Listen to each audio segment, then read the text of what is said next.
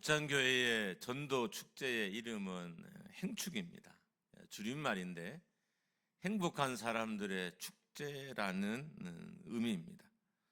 이게 어떤 의미냐 하면 참된 행복을 모르는 사람들에게 참된 행복을 전하기 위한 축제, 그리고 행복한 사람들이 준비하는 축제라는 의미에서 행축이라고 이렇게 이름을 지은 것입니다. 제가 말씀을 준비하면서 저 자신에게 한번 이렇게 질문을 해봤어요. 아마 이 질문은 믿지 않는 사람들이 스스로에게 하는 질문일 수도 있겠죠. 그러니까 제가 목사가 아니고 제가 성도가 아닐 때 저에게 던지는 질문이자 또 제가 하는 답이에요. 만약에 제가 예수를 만나지 않았다면 무엇이 행복이라고 생각할까? 이게 질문인 거죠. 내가 예수님을 만나지 않았다면 나는 행복을 무엇이라고 생각하고 살았을까? 첫 번째로는 제가 예수님을 믿지 않았다면 저는 돈을 많이 소유하는 것을 행복이라고 여겼을 거예요. 여러분, 저는 돈을 좋아해요. 싫어하지 않습니다. 돈을 잘 사용하려고 애쓸 뿐이지 저는 돈을 좋아해요. 근데 제가 예수님을 안 믿었다면 얼마나 돈을 더 좋아했겠어요. 그러니까 믿음이란 전제가 없으니까 저는 돈을 버는 방법에도 구애를 받지 않았을 거예요. 남을 속여서라도 저는 돈을 벌었을 것입니다. 또한 돈을 어떻게 쓰느냐와도 상관없이 돈을 많이 소유하라고 했을 거예요. 지금 저는 돈을 잘 쓰려고 애를 쓰지만 제가 예수님을 믿지 않았다면 잘 쓰는 데는 아무 상관이 없었을 거예요. 그냥 나를 위해서, 나의 유흥을 위해서 돈을 쓰며 제가 살았을 것입니다. 실제로 소유는 그 힘이 아주 강력합니다. 그러니까 물질을 소유한다는 것은 충분히 그 사람이 물질 때문에 행복할 수도 있고 또 불행할 수도 있어요. 그만큼 힘이 강력해요. 그러니까 여러분이나 저나 예수를 믿든 안 믿든 아무 상관없이 물질을 함부로 여길 수 있는 사람은 아무도 없어요. 왜냐하면 그 힘이 너무 강력하기 때문입니다. 근데 가만히 생각해 보면 돈을 행복이라고 말하기에는 물질이 만든 불행, 소유가 만든 불행이 우리 주변에 너무 많아요. 돈은 힘이 있고 우리를 행복하게 하는 건 맞지만 돈이 행복이다라고 말하기에는, 물질을 소유하는 것이 복이다라고 말하기에는 그렇지 않은 장면들이 우리 주변에는 너무 많아요. 그렇지 않다고 말하기에는 또한 돈의 힘이 너무 막강합니다. 실제로 우리 주변에 보면 돈 때문에 행복해하는 사람이 되게 많아요. 교회를 다녀도 예수님 때문에 행복하거나 말씀 때문에 행복하거나 교회 때문에 행복하지 않고 교회를 다님에도 불구하고 돈 때문에 행복해하는 사람들이 교회 안에도 꽤 많이 있습니다. 어쩌면 오늘 이 자리에 앉은 우리 초대받은 손님들 외에 기존의 우리 목장교회 성도들도 다 그렇게 생각하고 살지도 몰라요. 돈이 주는 행복감에 빠져서 믿음과 상관없이 살고 있을지도 모릅니다. 우리 주변에는 돈 때문에 행복해하는 사람이 너무 많아요. 돈 때문에 살 수 있는 차가 사람을 행복하게 보이게 하기도 하고요. 돈 때문에 살 수 있는 집이 사람을 행복하게 하기도 하고요. 돈 때문에 입을 수 있는 옷, 돈 때문에 먹을 수 있는 음식, 돈 때문에 잘 수 있는 호텔, 돈 때문에 갈 수 있는 곳이 사람들을 행복하게 보이기도 합니다. 돈이 행복의 조건이 아니라고 말하기에는 우리 주변에 그런 광경이 너무 많아요. 제가 아내랑 한번 이렇게 아울렛에 갔어요. 이렇게 물건을 싸게 파는 곳에. 자, 일반적인 구두 가격보다 훨씬 더 저렴하게 팔기에 이제 제가 한 2컬레를 이렇게 샀어요. 보통 이제 한 컬레 살 돈으로 2컬레 정도를 사니까 얼마나 좋아요. 그래서 이제 2컬레를 샀어요. 근데 이렇게 가만히 이렇게 봤더니 이게 브랜드가 되게 이름 있는 브랜드인 거예요. 그러니까 신발 한 컬레에 뭐 여러분은 얼마짜리 신지 모르지만 저는 어떤 신어본 적이 없는 한 5, 60만 원 되는 이 신발이에요. 근데 어떻든 이게 이렇게 저렇게 흘러오다가 아주 저렴하게 제 발에 이렇게 왔어요. 여러분, 사람이 정말 이상한 게 그 신발장에 그 신을 보면 기분이 좋아요. 저도 이렇게 제대로 된 목사는 아닌가 봐요. 기분이 막 좋아요. 그럼 우리 주변에는, 근데 실제는 그게 되게 싼 거잖아요. 근데 어떻든 제가 구매한 건 싸게 구매한 거지만 원래 이제 할인 전에는 비싼 거였으니까. 이처럼 우리 주변에는 우리를 행복하게 하는 것들이 많아요. 그러니까 돈이 만든 행복인 거죠. 돈 때문에 산 집 때문에 행복하고, 돈 때문에 산 옷 때문에 행복하고, 뭐 이런 것 때문에 행복합니다. 그런데 또 한편으로는 돈 때문에 불행한 사람들도 있기 때문에 돈이 사람을 행복하게 한다고 하기에는 좀 한계가 있습니다. 돈이 많지만 불행한 사람도 있고, 또 돈이 적어서도 불행한 사람이 있어요. 그렇기 때문에 우리가 돈이 행복의 조건이다라고 말하기에는 너무 이렇게 안 맞아요, 상황이. 왜요? 불행한 일들이 일어나니까, 돈 때문에. 뭐 형제들 간에 싸우고 심지어 죽이기도 하기도 하고 한 일들이 우리가 흔히 듣는 이야기들이잖아요. 그래서 돈이 행복이다라고 말하기에는 어려움이 많습니다. 그렇지만 돈이 인생의 일부분은 행복하게 한다고 할 수 있어요.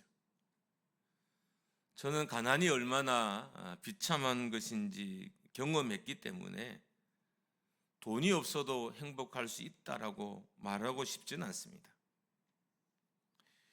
돈이 없다는 것은 참 불편한 것이 아주 많아요. 돈이 없어도 행복하다. 저는 이 말을 하고 싶진 않아요. 없으면 불편하니까. 그리고 돈에는 부인할 수 없는 힘이 있어요. 그렇다고 해서 제가 가난했던 것이지 제 인생이 불행했다고는 더더욱 말하고 싶진 않아요. 제 인생에 가난한 시절이 있었던 것뿐이지 저는 그 시절에 제가 불행한 삶을 살았다라고 말하고 싶지는 않습니다. 그러니까 돈은 어떤 측면에서는 행복의 조건이기도 하지만 어떤 측면에서는 불행의 조건이기도 합니다. 그리고 이제 나이가 들고 목회자가 되고 나니까 제 마음에 이런 생각이 들어요.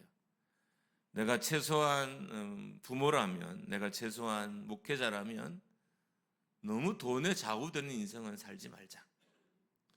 돈이 힘이 있는 건 맞지만 돈이 인생의 한 부분을 행복하게 하기도 하지만 돈이 짧은 순간 그러니까 나에게 쾌감을 주긴 하지만 내가 돈에 좌우되는 인생은 살지 말자. 왜냐하면 그렇다고 말하기에는, 돈이 행복이라고 말하기에는 돈이 만든 슬픔과 불행이 우리 주변에 너무 많기 때문이에요.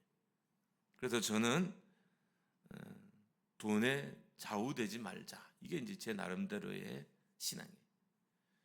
두 번째로, 제가 예수님을 믿지 않았다면 저는 건강을 행복의 조건으로 삼았을 거예요.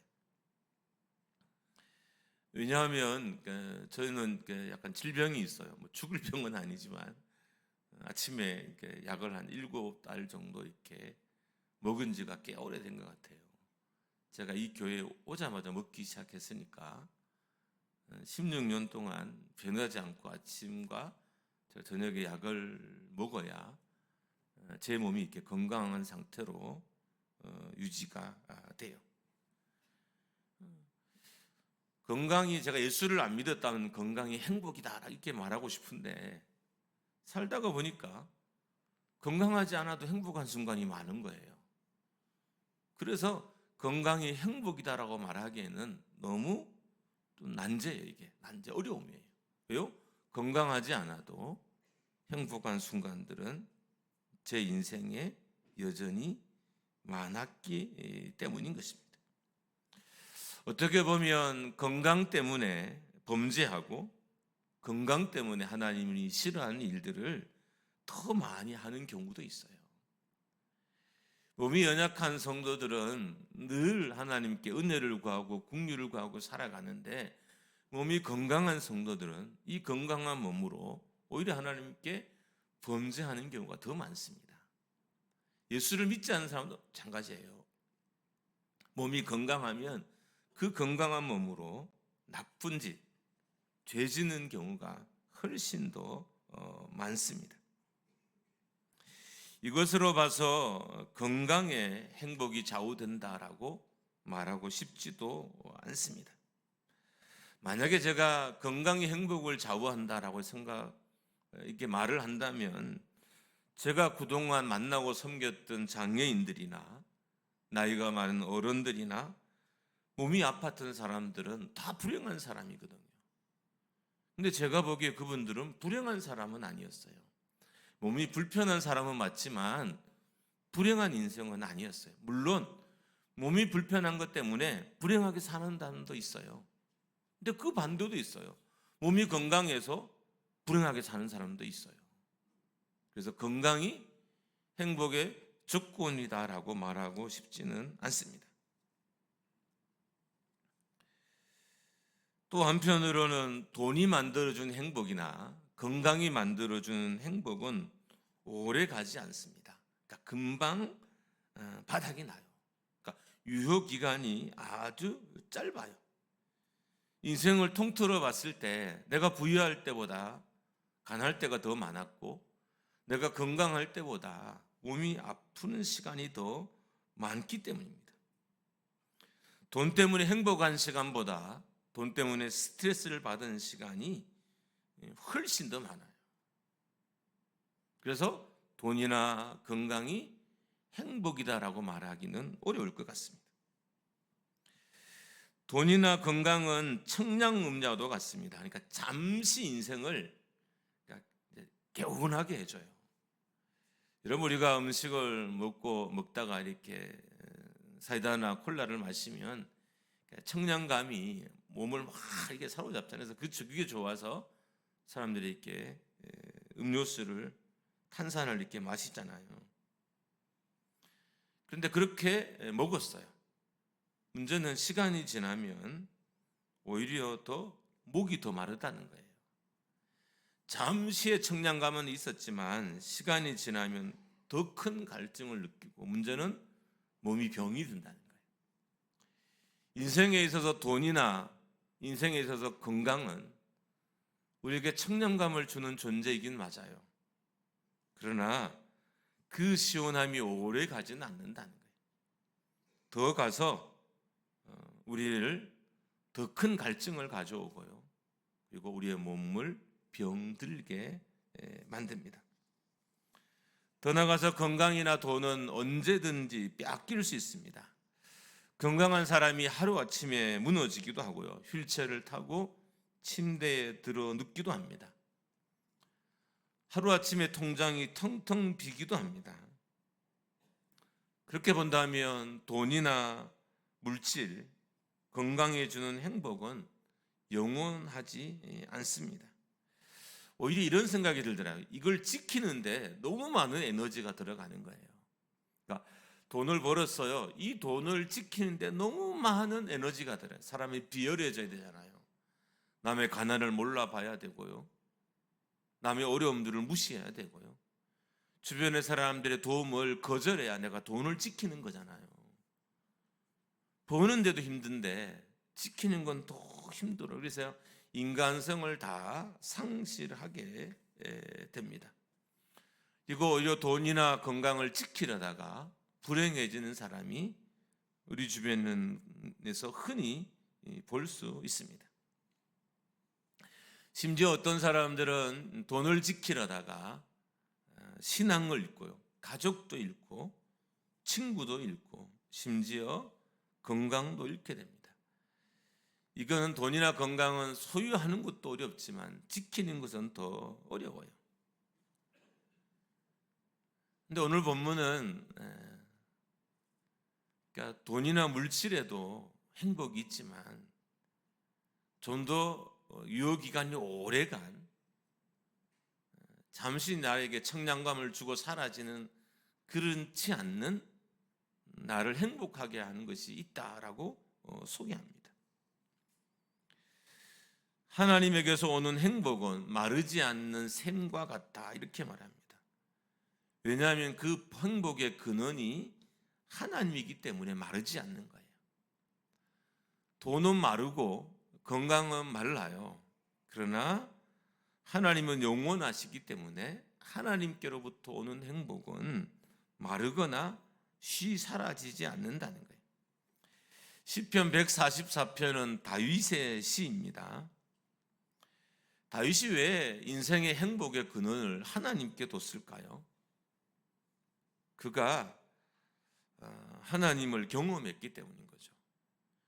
여러분, 다윗은 엄청나게 많은 걸 소유했던 사람이에요. 물질도 풍성했고 다윗의 나라는 강성했고 신하들은 총명했고 신앙도 좋았어요. 근데 다윗은 행복의 근원을 거기에 두지 않았어요. 그러니까 나라에도 두지 않고 신하에도 두지 않고 물질에도 두지 않았어요. 오직 하나님께 행복의 근원을 뒀습니다.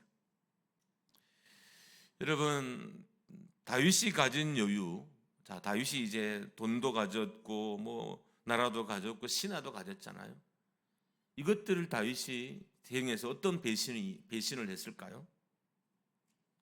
그러니까 다윗의 여유는 하나님께 범죄하게 만들었어요. 그래서 신하의 아내를 범했습니다. 다윗의 강력한 군대도 다윗을 범죄하게 만들었고요.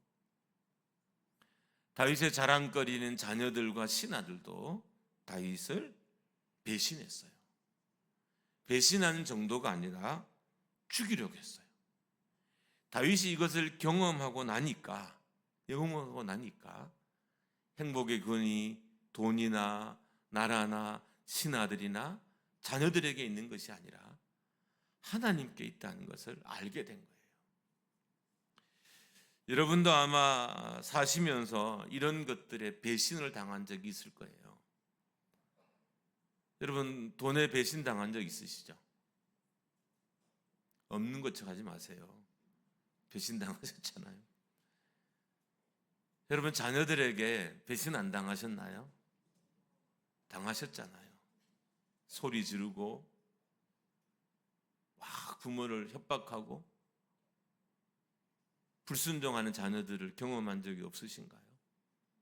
있으시잖아요. 물론 우리 중에 몇은 없겠지만 대부분은 경험했을 거예요. 친구들이 여러분을 배신하지 않던가요? 배신하죠. 배신하는 게 아니라 그냥 아예 몰라 하는 거죠. 뭐. 내가 좀 돈이 없고 가진 것이 적어지면 친구들도 다 떠나갑니다. 다윗은 이 모든 것들에 대한 배신을 경험했어요. 그러고 나니까 행복의 근원이, 복의 근원이 하나님이라는 사실을 깨닫게 된 거예요. 여러분, 사람이 정말 어리석어요. 경험해야 깨달아요. 그러니까 경험하기 전까지는 아무리 강력하게 설명을 하고 막 설득을 해도 사람들이 못 알아들어요. 경험하고 나서야 알아듣는 거예요. 이게 우리의 어리석음입니다. 다윗은 이 멋진 하나님을 경험했던 거예요. 심판 중에도 국률을 잊지 않으시고 자기가 도망가는 중에게도 자기에게 자비를 베풀어 주시고 전쟁 중에도 낙심 중에도 그의 영혼과 육체와 나라를 견고하게 붙잡아주는 하나님을 경험했어요. 그래서 15절처럼 고백했던 겁니다. 15절 같이 한번 읽어보겠습니다. 시작. 이러한 백성은 복이 있나니 여호와를 자기 하나님으로 삼는 백성은 복이 있도다. 여기 복이라는 단어는 행복이라는 단어예요. 그러니까 다윗이 행복의 근원이 하나님인 것을 깨달았어요. 사람이 불행한 것은 행복의 근원이 어디인지 모르기 때문인 거예요. 아마 지금 제 설교를 듣는 여러분들도 제 설교에 다르게 보면 하나님의 말씀이죠. 하나님의 말씀에 큰 의미를 안 두고 지금 말씀을 듣고 있을지도 몰라요. 왜냐하면 돈의 힘이 너무 강하거든요. 건강의 힘이 너무 커요. 그래서 그것이 내 인생의 행복을 좌우한다고 믿어요. 근데 다윗은 아니라는 걸 경험한 거예요. 그 강력한 신하들이 수없이 자기를 죽이려고 하고 그가 사랑했던 자녀들도 아버지를 자기를 향해서 쿠데타를 일으키고 그의 군대도 자기를 공격하는 군대가 되는 일들을 다윗이 수없이 경험한 거예요. 경험하고 났더니 내 인생의 정말 행복의 근원은 하나님이시다라고 고백할 수 있었던 것입니다. 여러분, 다윗은 왕으로 태평성대를 꿈꿨어요. 12절부터 14절이 그런 말씀인데 우리 같이 한번 읽어보겠습니다. 12절 14절 시작. 우리 아들들은 어리다가 장성한 나무들과 같으며 우리 딸들은 궁전에 양식대로 아름답게 다듬은 모퉁이 돌들과 같으며 우리의 곳간에는 백옥이 가득하며 우리의 양은 들에서 천천과 만만으로 번성하며 우리의 수소는 무겁게 실었으며 또 우리를 침노하는 일이나 우리가 나아가 막는 일이 없으며 우리의 거리에는 슬피 부르짖음이 없을진대. 다윗은 왕으로 또 아버지로 하나님의 백성으로 이런 멋진 나라를 꿈꿨어요. 그런데 이 멋진 나라가 하나님을 복의 근원으로 행복의 근원으로 삼았을 때 자기에게 허락된다는 것도 알았어요. 여러분, 우리는 멋진 삶을 꿈꿔요. 멋진 부모를 꿈꿔요. 그렇다면 그렇게 나를 멋진 부모 되게 하고 나를 멋진 인생 되게 하는 그 근원이 누구인지 알아야 되지 않을까요? 다윗은 자기의 행복의 근원, 자기의 부의 근원이 하나님 아버지인 걸 알았어요. 그래서 한평생 하나님을 떠나지 않고 그를 섬기며 예배하는 자리에 있었던 것입니다. 여러분, 어떤 가정을 꿈꿉니까? 그 가정은 하나님만이 이루어 주실 수 있습니다. 여러분, 어떤 풍요를 꿈꾸며 사십니까? 그 풍요는 하나님만이 가져다 주실 수 있어요. 여러분이 어떤 교회를 꿈꾸시나요? 그 교회는 하나님만이 가져다 줄 수 있습니다. 한번 따라하겠습니다. 사람은 행복의 근원이 아닙니다. 또 따라합니다. 사람은 풍요의 근원도 아닙니다. 다윗은 자기의 삶의 인생을 통틀어서 하나님을 온전히 섬길 때, 하나님을 온전히 신뢰할 때가 가장 행복했다는 것을 깨달았습니다. 아무쪼록 여러분과 저도 이 행복을 다시 회복하기를 주님의 이름으로 축원합니다. 하나님을 잘 믿을 때가 가장 행복한 때예요. 하나님 위해서 열심히 충성할 때가 가장 기쁠 때이고요. 하나님의 말씀을 순종하기 위해서 내가 열심히 말씀으로 세상을 살 때가 내 인생의 전성기인 거예요. 하나님이 없는 전성기는 하나님을 거역하게 하고요. 하나님 없는 물질도 하나님을 배반하게 하고요. 하나님 없는 부귀영화도 하나님의 나라를 거스르게 합니다. 여러분과 저의 인생의 복의 근원은 오직 하나님이십니다. 우리 교회가 이 하나님 잘 믿는 교회가 되기를 주님의 이름으로 축복합니다. 우리 자녀들이 이렇게 하니까 좋죠, 그죠? 춤추고 율동하니까. 여러분, 이 자녀들이 하나님을 행복하게 여기는 것이 이 아이들에게 가장 즐거운 삶을 선물하는 거예요. 우리 어른들은 자녀들에게 하나님 믿는 가장 행복한 삶을 선물해야 될 의무가 있는 사람들이에요. 그리고 우리가 오늘 여러분들을 우리 교회에 초대한 것은 이 사실을 알리고 싶어서요. 인생의 행복의 근원은 하나님이십니다라고 말하고 싶어서요. 여러분, 이 사실을 꼭 믿고 가십시오. 그리고 그렇게 여기시기를 주님의 이름으로 축복합니다. 우리 함께 찬양.